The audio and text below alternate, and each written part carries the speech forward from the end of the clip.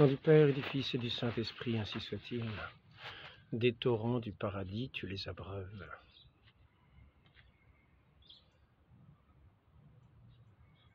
Je voudrais montrer combien cette fontaine de vie dans notre Seigneur parle de source. Ces torrents du paradis sont cette réalité céleste. Ce torrent du Saint-Esprit, cette source du Saint-Esprit, ce torrent du Saint-Esprit qui vient du ciel et qui vient nous abreuver véritablement, comme ce torrent véritable du paradis, comme un torrent qui court, un ruisseau dans les campagnes, qui vient vivifier les arbres, qui vient vivifier ces rivages. Ainsi, ce torrent du paradis, ce torrent qui vient du ciel, qui coule du cœur de Dieu, vient abreuver nos âmes, vient nous abreuver de tout notre être, tout notre être. Nous sommes cette créature de Dieu, ces créatures de Dieu, corps et âme, esprit, disposés pour être comblés de ces torrents célestes, de ce torrent céleste, de cette source céleste. Notre Seigneur lui-même se donne véritablement comme le pain vivant de nos âmes, le pain substantiel de nos âmes. Ce torrent du paradis qui vient abreuver nos cœurs dans la prière, qui est comme cette disposition à recevoir de son Dieu ces grâces divines. Ces torrents de vie, ces torrents de vie qui viennent rafraîchir nos âmes, ces torrents de lumière qui viennent vivifier nos cœurs, qui viennent irriguer, qui viennent nous irriguer pour nous faire porter des fruits de vie, pour communiquer cette vie divine à travers la vie naturelle.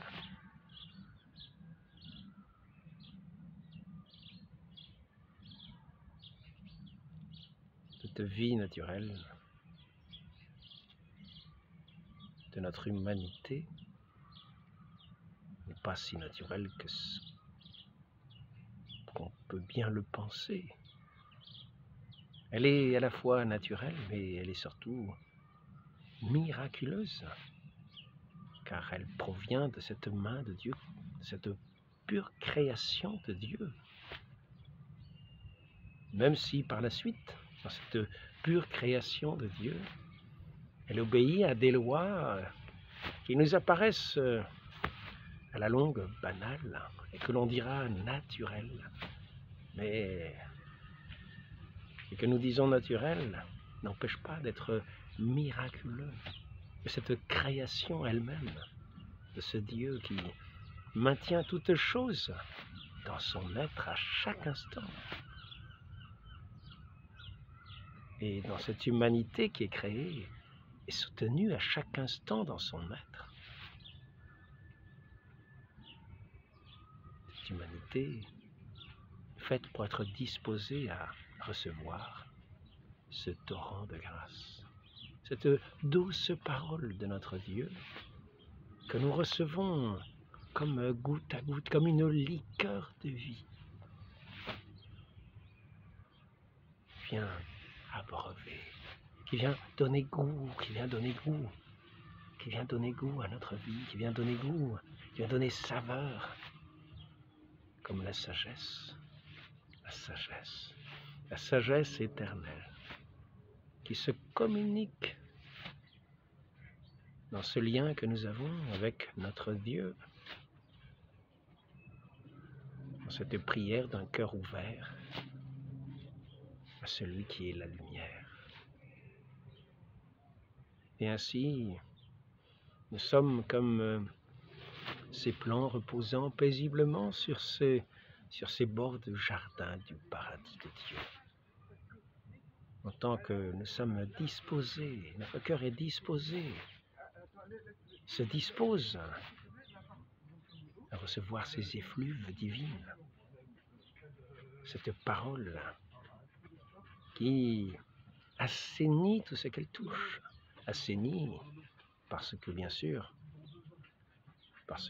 notre humanité s'est éloignée de cette source vivifiante, de ce torrent vivifiant, de cette parole divine. Et s'en étant éloignée, les branches étaient rendues comme malades, tous ces plants étaient rendus comme malades. Et lorsque nous nous disposons à être comme ce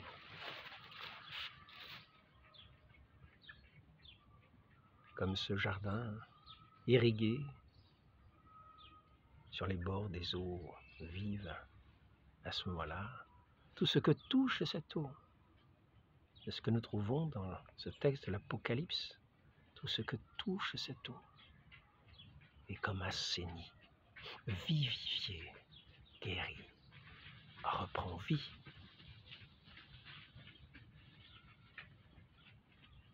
Donc lorsque nous prions, ne sont pas de vaines paroles en l'air. Lorsque nous prions, nous ouvrons les écluses du ciel à recevoir cette grâce véritable du Dieu vivant qui se communique à nous, notre Seigneur Jésus-Christ. Il s'est donné comme pain vivant et comme boisson. Mon sang est une boisson véritable. Il nous communique sa vie. Lorsque nous prions, lorsque nous avons foi en lui, il nous communique sa vie. Lorsque nous sommes disposés, lorsque nous avons le désir de le recevoir, le désir qu'il a lui-même mis en nous, lui qui fait toutes choses en nous, pourvu que nous soyons dociles à son action, à sa grâce. À ce moment-là, nous sommes comblés de tous ses dons,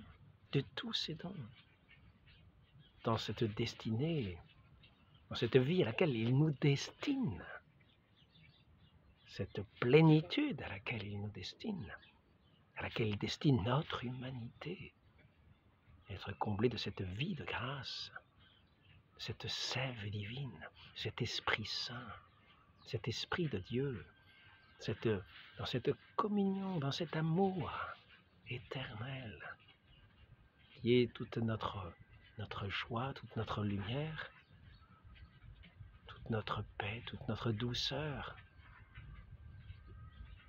Ainsi, les cœurs qui sont en Dieu sont dans cette communication de ce torrent du paradis, de ce torrent de grâce du paradis.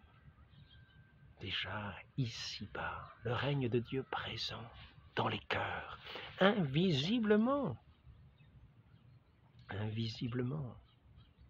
Et cependant, cette action divine, cette action vivifiante, vient rendre nos œuvres fécondes, dans les moindres paroles, dans les moindres actions. Tout y est rendu fécond par cette onction de la grâce, de l'amour divin qui nous pénètre.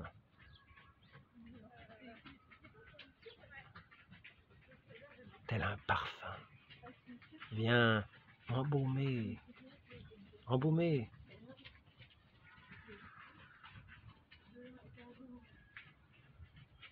de ce parfum de Dieu.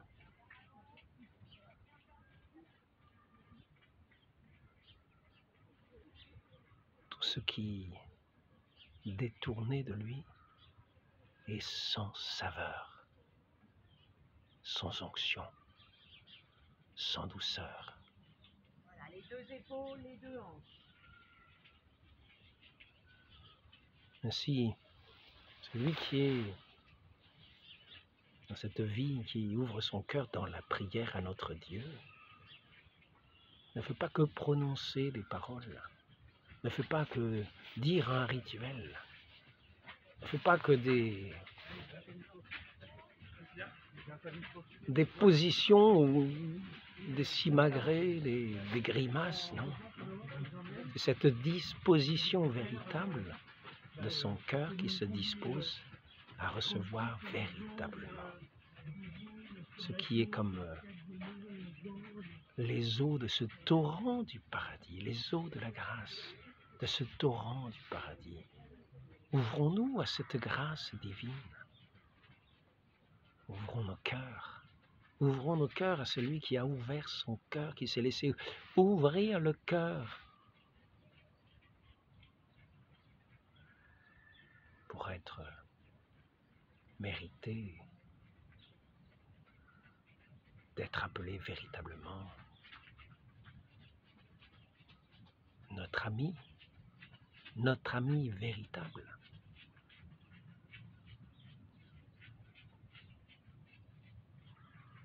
Qui a livré sa vie sur la croix pour être véritablement, à jamais, digne de notre amitié. Et nous allons vers lui, nous reconnaissons son amour. Nous entrons dans cette amitié. Il nous communique sa grâce, cet héritage précieux du Saint-Esprit, qui nous fait être un avec lui, celui qui est le Verbe divin, qui a pris chair ici-bas pour être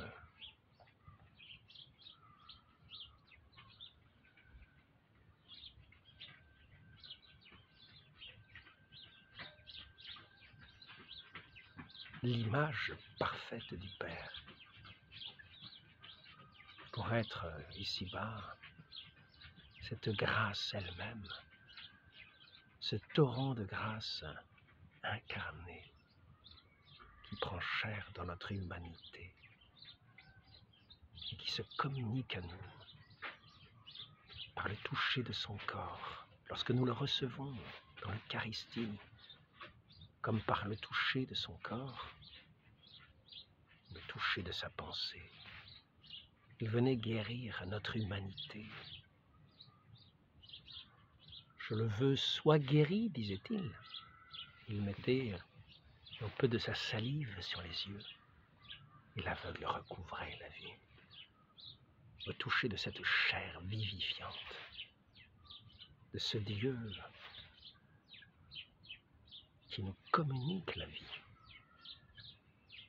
Lorsque nous témoignons, lorsque nous montrons, lorsque nous avons véritablement en nous-mêmes cette foi en lui qui dispose nos âmes et nos cœurs à s'ouvrir à sa grâce comme des mendiants de la vie, comme ces terres assoiffées, qui gémissent en attendant que ce torrent de grâce, ce torrent du paradis vienne la combler, l'abreuver.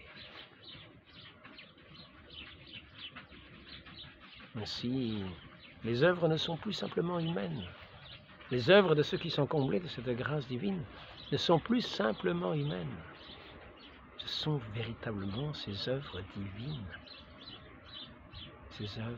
de cette grâce de Dieu, de cette onction céleste, qui vivifie toutes choses.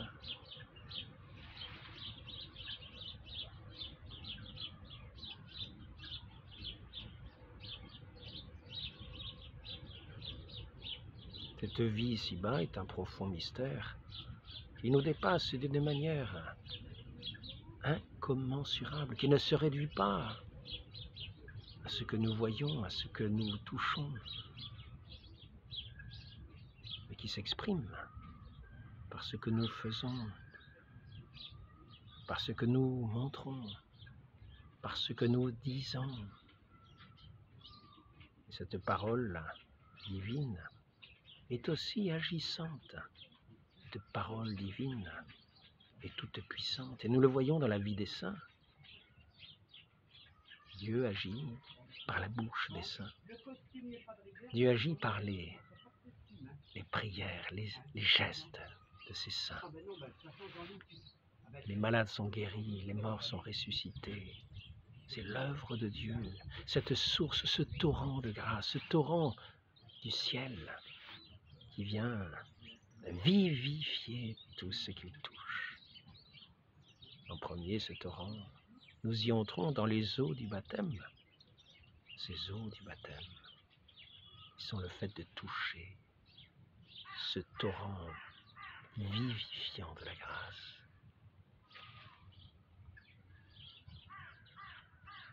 Qui nous fait renaître comme des enfants nouveau-nés. Le vieux monde est mort. Ces arbres desséchés.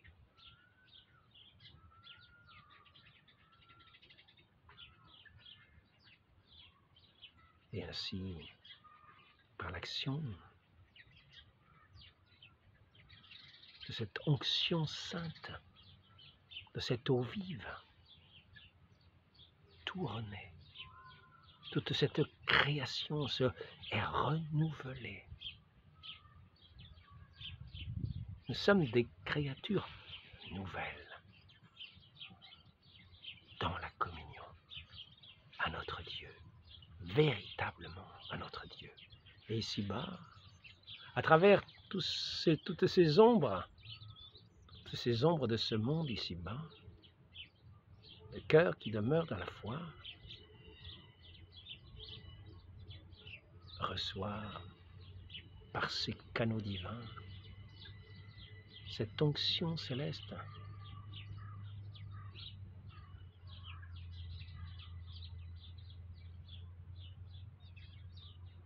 à la source même de celui qui est la vie, notre Dieu, pour nous faire semblables à lui, c'est-à-dire à sa ressemblance, dans son amitié, dans son amour, dans son unité, nous faire un avec lui. Nous qui sommes ces créatures, ces enfants, appelés à former cette cour céleste dans cette plénitude de la grâce, la plénitude de la grâce. Non pas un petit peu de grâce, la plénitude de la grâce. La mesure sera pleine et comblée. Pour un que nous aurons fait ici-bas, pour nous ouvrir à notre Dieu, à notre prochain, notre Dieu viendra combler à la mesure de l'infini de son amour. Semons généreusement ici-bas, comme ces semeurs de la vie. Et plus nous semons, plus nous recevons de vie. Plus nous semons, plus nous entrons dans cette vie de la grâce. Semons à la suite de notre Seigneur, tel qu'il nous en a tracé le chemin, sur ce chemin de croix, sur ce don de nous-mêmes. Nous, comme le grain jeté en terre, nous mourrons au vieil homme, et cette mort, dans l'amour de notre Dieu, est comblée à la mesure infinie par la vie de notre Dieu, qui vient nous refaire, nous renouveler, nous recréer, et nous faire croître dans une vie d'éternité.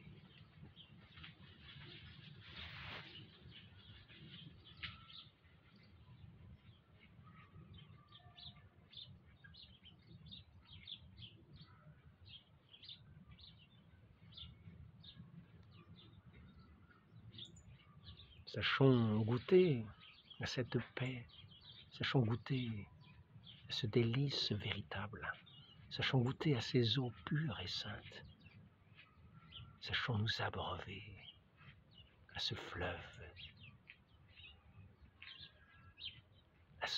de vie. Sachons ôter, sachons nous abreuver. Nous qui sommes des assoiffés, nous qui sommes des affamés. Sachons nous nourrir véritablement de ce qui nourrit nos vies. Et non pas du levain, des fausses apparences, d'un semblant de vie, de poussière de charogne puante. Sachons nous nourrir de celui qui se donne véritablement pour être le pain de nos âmes, pour la vie éternelle, de ce qui ne périt pas. Entrons dans cette disposition de la prière, considérons notre Dieu, mettons-nous à genoux devant lui, adressons-lui nos prières par son Fils, en qui est toute promesse.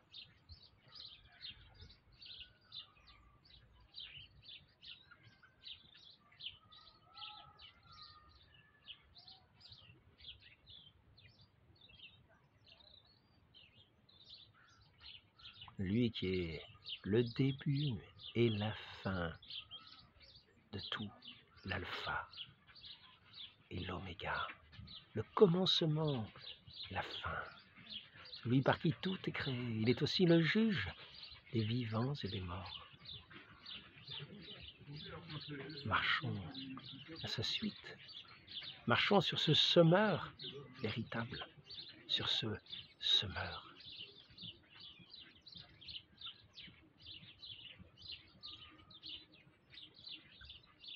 Qui, dans toute sa vie,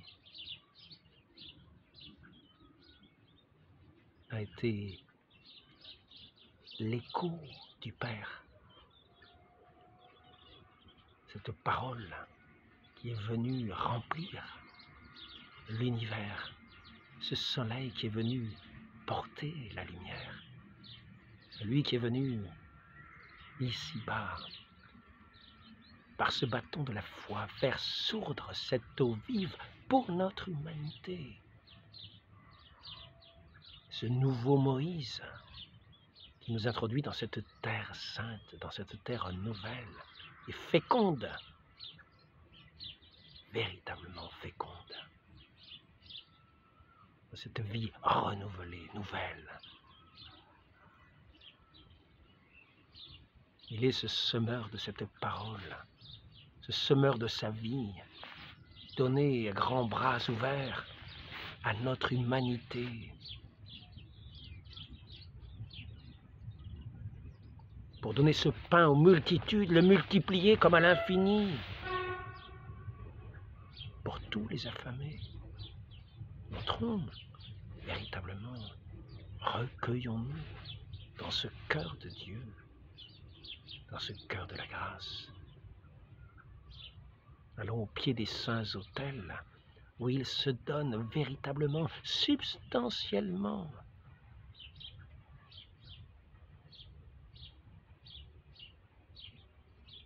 dans ce qu'il a lui-même appelé son corps. Voici mon corps, prenez et mangez-en tous.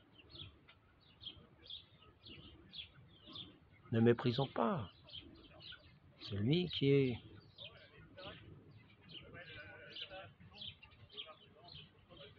ce grand jour du monde, celui qui est cette aurore du salut, celui qui est ce salut donné aux hommes.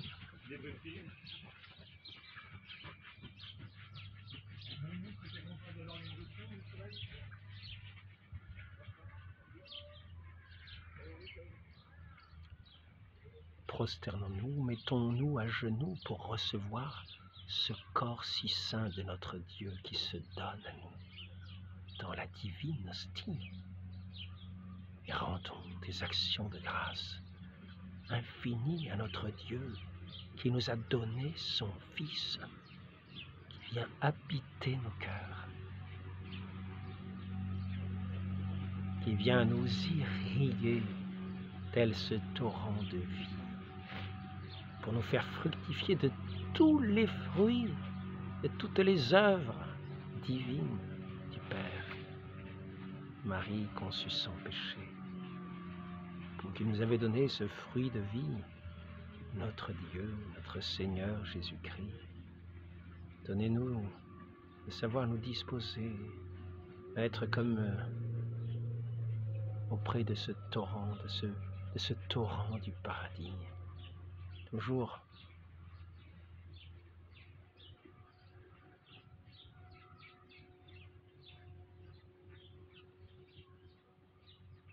dans cette disposition d'un cœur purifié par cette grâce divine, pour nous donner la vie éternelle, véritablement, dans la joie de tous les enfants de Dieu, dans cette communion sainte avec le Père éternel.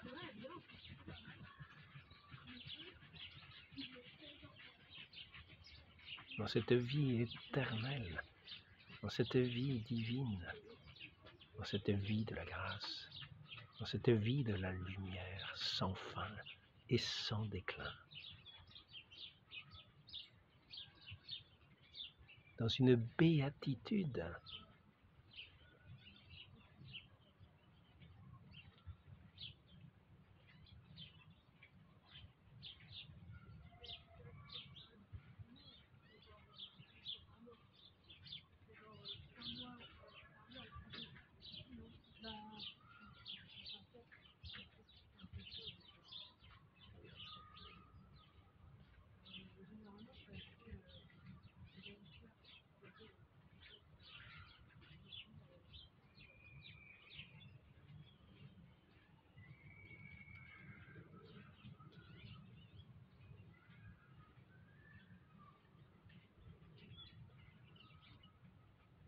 éternelle. Ainsi soit-il. Au nom du Père et du Fils et du Saint-Esprit, ainsi soit-il.